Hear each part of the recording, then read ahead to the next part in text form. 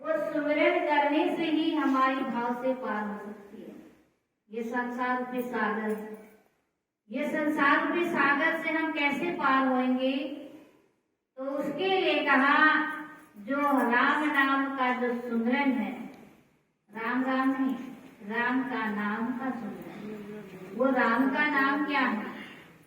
एक नाम तो सही धारण करके आए जो राजा दशरथ के घर में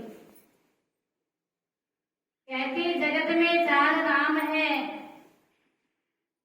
और कहते 3 राम व्यवहार, 1 राम आत्मा राम है।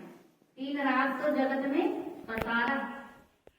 1 राम शालिग्राम है, 1 राम परशुराम है, 1 राम राजा दशरथ का बेटा राम, और 1 घट घट में बसने वाले राम। 4 नाम है, तो कौन सा राम का नाम लेने से हमारी भाव से पार हो जाएगी? तो जगत में 4 राम कहा, 3 राम तो जगत पसारा है और 1 राम जो घट घट में राम गमन कर रहा है।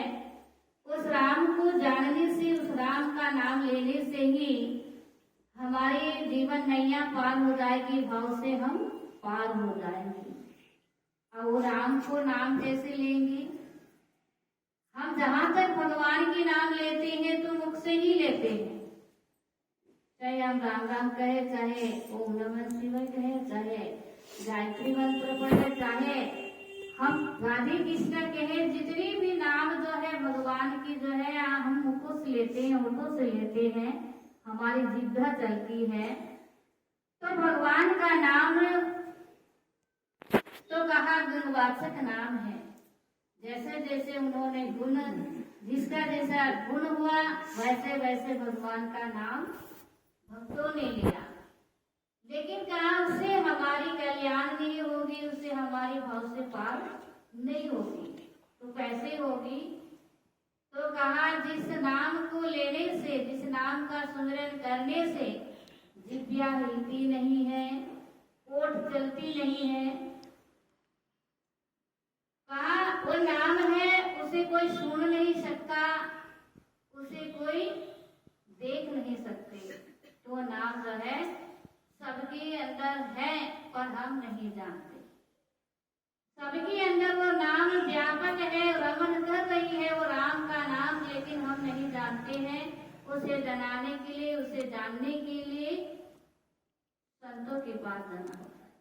और संत कौन होते हैं? जिन्होंने राम का नाम का जाप करते हैं, जिन्होंने राम को देखा है घट के अंदर, वही संत हमें समझा देते हैं, वही संत हमें बता देते हैं। तो आज हम सब भगवान के नाम के बारे में हम सोचे समझे जाने कि हम जिस नाम का भी सुमिरन कर रहे, जिस नाम का भी जाप कर रहे हैं, वो राम का नाम है या नहीं। अगर है तो सही है, और नहीं तो हमें संतों के पास जाके पूछना पड़ेगा। जैसे एक विद्यार्थी, उसे समझ में नहीं आती है तो किसके पास जाते हैं? टीचर के पास। वो टीचर से पूछता है कि ये बात मुझे समझ में नहीं आ रही है, और जब उसे समझा देते हैं टीचर तो उसे समझ में आ जाता है और वो फिर आगे पढ़ाई करता है। इसी प्रकार से भक्ति का रास्ता भी है। भक्ति हम अपने मर्जी से करते हैं। कोई तुलसी में जल चढ़ा रहे, कोई पीपल की पूजा कर रहे, कोई कान्हा जी को लेकर पूजा कर रहे।